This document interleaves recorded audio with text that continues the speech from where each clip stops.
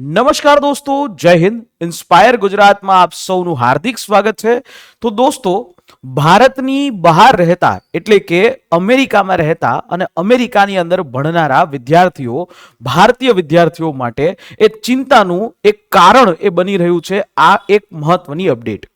Donald Trump એણે Harvard university એને notice આપી છે અને હાર્વર્ડ યુનિવર્સિટીની અંદર જે વિદેશી વિદ્યાર્થીઓ છે એ હવે અભ્યાસ નહીં કરી શકે આવી નોટિસ એ આપી છે. શું કામ આ નોટિસ આપી છે? આનાથી ભારતને શું નુકસાન છે અને એનાથી હવે પછી જે આવી બધી અમેરિકાની અંદર જનારા વિદ્યાર્થીઓને શું ધ્યાનમાં રાખવું પડશે એ આખી વાત એ આપણે અહીંયા આ સેશનની અંદર કરીએ. તો વાત આખી શરૂ થાય છે કે તાજેતરમાં ડોનાલ્ડ ટ્રમ્પ એટલે આ વ્યક્તિ છે એ તમને ઓળખો જ છો. આ ડોનાલ્ડ ટ્રમ્પ યુએસના રાષ્ટ્રપતિ છે.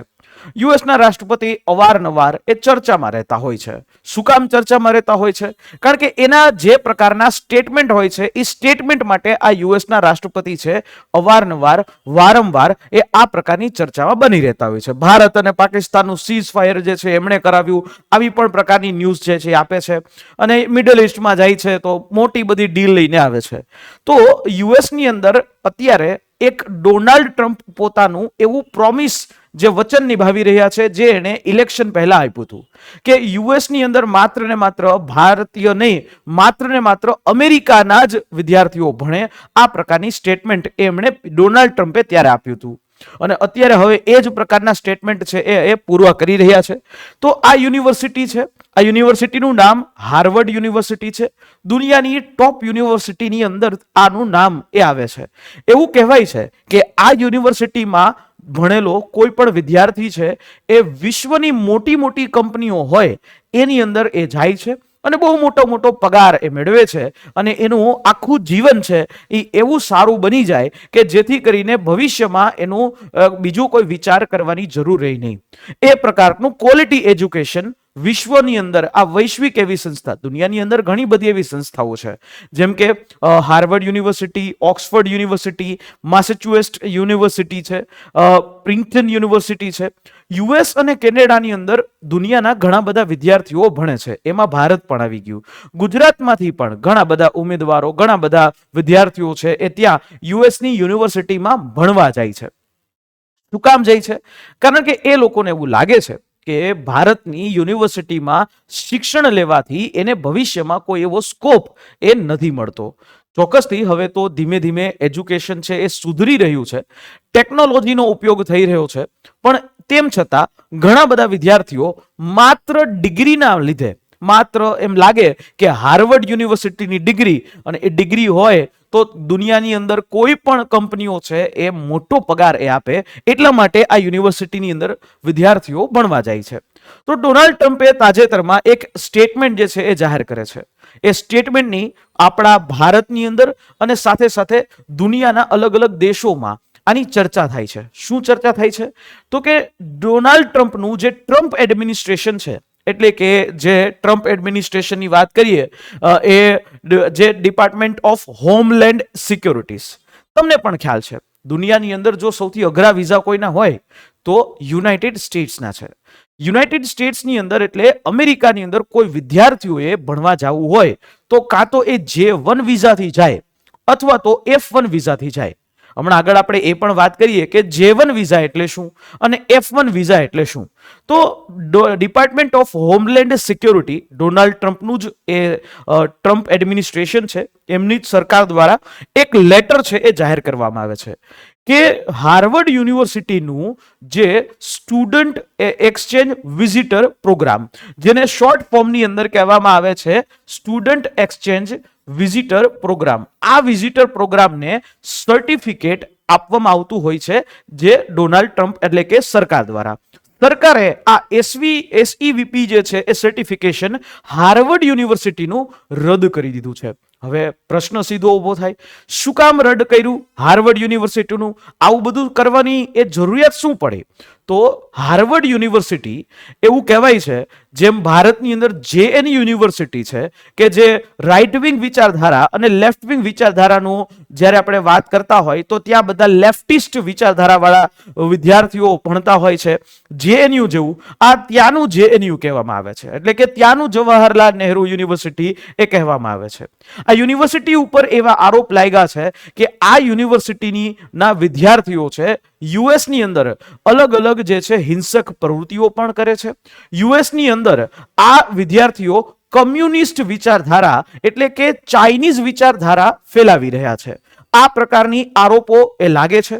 એવું કહેવાય છે કે ડોનાલ્ડ ટ્રમ્પ એડમિનિસ્ટ્રેશને વારંવાર હાર્વર્ડ યુનિવર્સિટીને આ બાબતે એક્શન લેવા માટે જણાવ્યું હતું, પરંતુ હાર્વર્ડ યુનિવર્સિટીએ કોઈ પણ પ્રકારનું એક્શન લીધું નહીં અને એટલે જ છેલ્લે જે ડોનાલ્ડ ટ્રમ્પ એડમિનિસ્ટ્રેશન છે એમણે આ પ્રકારનું જે કામ આ પ્રકારનું પગલું ભર્યું કે આખી યુનિવર્સિટી જે સ્ટુડન્ટ એક્સચેન્જ વિઝિટર પ્રોગ્રામ ચલાવતી હતી એ પ્રોગ્રામ જ બંધ કરી દેવામાં આવે. આખો એનો પ્રોગ્રામ હવે પછી થઈ જ ન શકે. એટલે કે હવે પછી હાર્વર્ડ યુનિવર્સિટીની અંદર કોઈ પણ વિદેશી વિદ્યાર્થીઓ છે એ ભણી નહીં શકે. એવું કહેવાય છે કે ડોનાલ્ડ ટ્રમ્પ હવે એ આ અમેરિકાની બધી જ યુનિવર્સિટીઓને સંદેશ આપી રહ્યા છે કે જો અમારા વિરુદ્ધમાં કોઈ પણ પ્રકારનું કામ કરશો, જો યુએસ વિરુદ્ધમાં કોઈ કામ કરશો તો આપનું આવું કોઈ પણ સર્ટિફિકેટ છે એ લેવાઈ શકે છે, રદ થઈ શકે છે.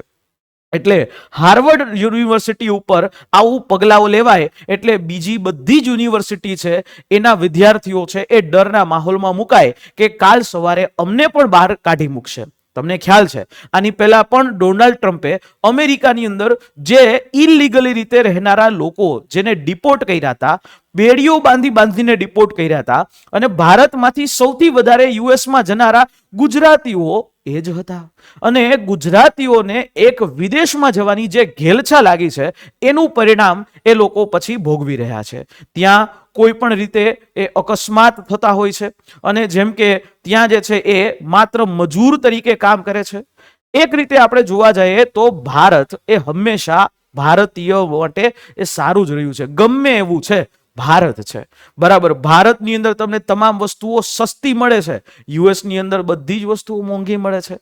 પણ કહેવાય કે ડોલર કમાવાના ઘેલછાની અંદર લોકો છે એ ત્યાં જતા હોય છે. એવી જ રીતે કે વધારે પગાર મેળવવાની ઘેલછામાં ત્યાં જે છે જતા હોય છે અને ત્યાં લોકો કામ કરી ત્યાં કરે શું તો કે કામ જ કરે. જો એ કામ અહીંયા ભારતમાં કરે તો ભારત દેશ છે એ આગળ વધી શકે.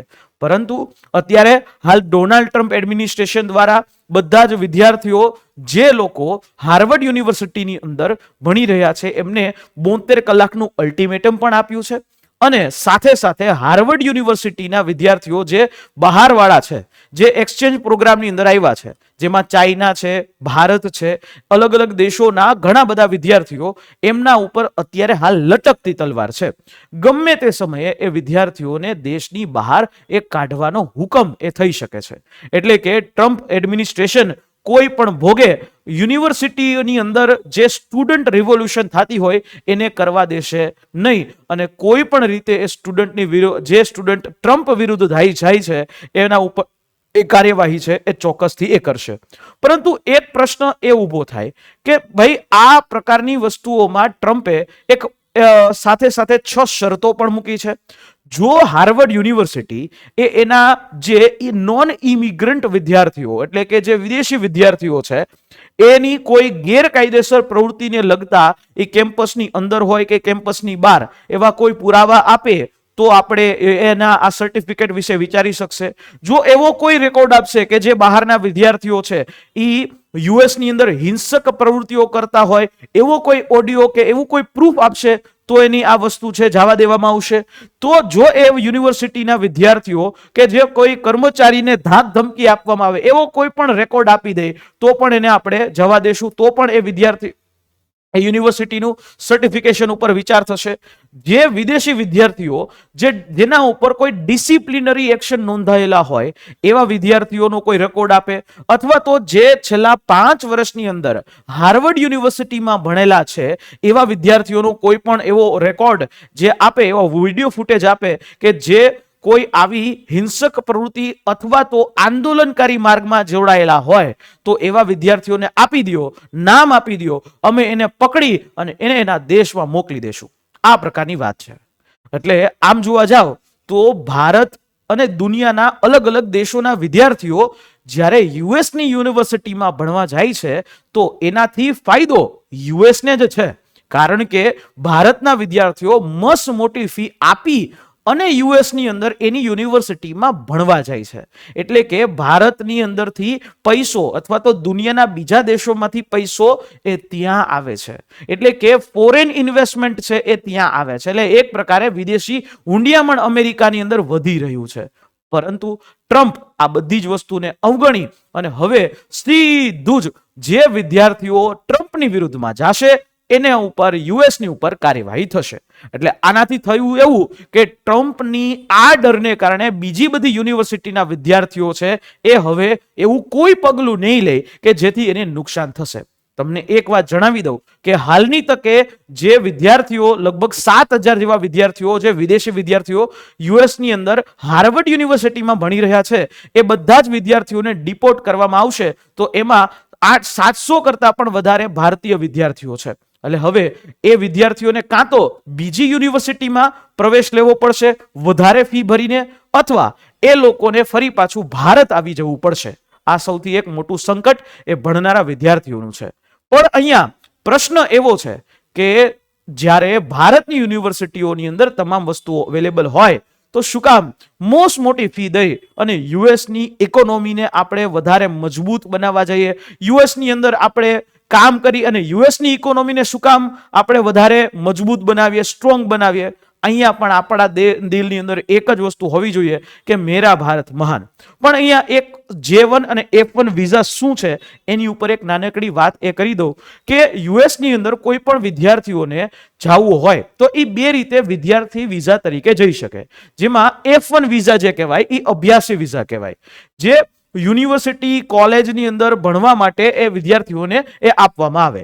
અને આનો ઉપયોગ માત્ર ને માત્ર શિક્ષણ માટે જ થાય, બીજી કોઈ જગ્યાએ ન થાય. હા, એ વિદ્યાર્થીઓને એ એક સપ્તાહમાં એટલે કે એક વીકના 20 કલાક કેમ્પસની અંતર્ગત જ એ નોકરી કરવાની હોય, ઓન કેમ્પસ જોબ હોય, જેથી એ પોતાનો યુએસનો ખર્ચો કાઢી શકે. ઉપરાંત યુએસની અંદર ભણવા જવું હોય તો મિનિમમ 40 થી 50 લાખ રૂપિયાનું ફંડિંગ એ જોઈએ, બરાબર. અને આવી રીતે અભ્યાસ પૂરું થાય પછી એને પ્રેક્ટિકલ ટ્રેનિંગની અંદર યુએસમાં 1 વર્ષ સુધી કામ કરવાની મંજૂરી છે એ મળતી હોય. એટલે આવી રીતે એ યુનાઇટેડ સ્ટેટ્સનો, યુએસનો, અમેરિકાનો સ્ટુડન્ટ વિઝા મળે. અને બીજો જે વિઝા જે છે એ J1 વિઝા કહેવાય, એટલે કે એક્સચેન્જ વિઝિટર પ્રોગ્રામ. આવી રીતે ગુજરાતમાં પણ પ્રોગ્રામો ચાલે છે, જેમ કે મારવાડી યુનિવર્સિટી છે, એવી રીતે પારુલ યુનિવર્સિટી છે, એવી રીતે GTU છે. એવી બધી યુનિવર્સિટીઓના વિદ્યાર્થીઓ એકબીજાની યુનિવર્સિટીના વિદ્યાર્થીઓ મોકલે, એને એક્સચેન્જ પ્રોગ્રામ કહેવાય. આ એક્સચેન્જ પ્રોગ્રામની અંદર જે પણ વિદ્યાર્થીઓ હોય એને સ્પોન્સરશિપના આધાર ઉપર એ આપવામાં આવે એ એડમિશન. ત્યાંની જે જગ્યાએ ત્યાંની યુનિવર્સિટીમાં અથવા તો ટ્રેનિંગમાં મેક્સિમમ 2 વર્ષ સુધી રહેવાની એને છૂટ મળતી હોય. એટલે આ એક સ્કિલના આધાર ઉપર કે ભાઈ આ વિદ્યાર્થીઓ અહીંયા આવશે તો કંઈક નવી સ્કિલ શીખી શકે, એના આધાર ઉપર એ આ પ્રકારે વિઝા આપવામાં આવતા હોય. તો આવા 2 વિઝા મળે. આ 2 વિઝા ધારકો છે એ અત્યારે મુશ્કેલમાં છે કે કાલ સવારે ટ્રમ્પ અમને પણ કાઢી મૂકી શકે છે. પણ જોવાનું એ રહ્યું કે તમારું શું કહેવું છે કે શું આવા વિદ્યાર્થીઓ, ભારતની અંદર શિક્ષણની તકો ઓછી છે, શું વિદ્યાર્થીઓ, શું મા બાપની ઘેલછા એટલી બધી છે કે પોતાના દીકરા દીકરીઓને ત્યાં ભણાવી અને ઉલટાનું એ જોખમમાં મૂકે છે? અવારનવાર યુએસની અંદર ગન કલ્ચરને કારણે વિદ્યાર્થીઓની પણ હત્યાઓ થઈ રહી છે. તો ત્યારે ચોક્કસથી આપનું શું કહેવું છે આ બાબતે કે માની લ્યો કે વિદ્યાર્થીઓ એ ત્યાં ભારતની અંદર શિક્ષણની તકો ઉપલબ્ધ હોય તો ભારતમાં રહેવાની જગ્યાએ યુએસમાં શું કામ જાય છે? આપનો અભિપ્રાય ચોક્કસથી આપજો. અને આ જ પ્રકારના વિડીયોઝ જે છે એ રેગ્યુલરલી જોવા માટે જે સબસ્ક્રાઇબનું બટન દબાવી દેજો અને એક્સ પ્લેટફોર્મ પર તમે મારી સાથે પણ જોડાઈ શકો છો આ યુઝર નેમ દ્વારા. મળીએ નેક્સ્ટ સેશનની અંદર, નેક્સ્ટ વિડીયોની અંદર. ત્યાં સુધી મને રજા આપશો. જય હિન્દ, જય ભારત.